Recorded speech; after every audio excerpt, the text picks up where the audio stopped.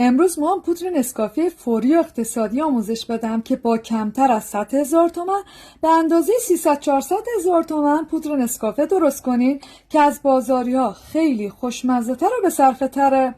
مطمئنم اگه یک بار خودتون درست کنین دیگه شرکتشو نمیگیرین. به نظرم ذخیرش کن تا حتما درستش کنین.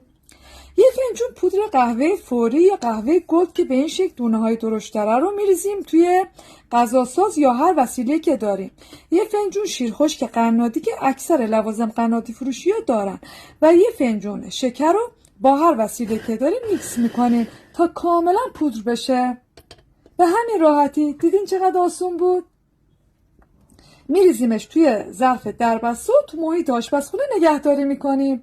هر وقتم خواستیم یه قاشق از این پودر نسکافه فوری رو با یه فنجون آب جوش ترکیب میکنیم و میل میکنیم.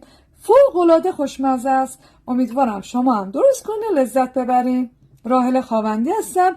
کلی آموزش فوری و بدون فرد تو پیجم دارم. خوشحال میشم پیجم رو فالو کنی و بقیه آموزش ها رو هم ببینی.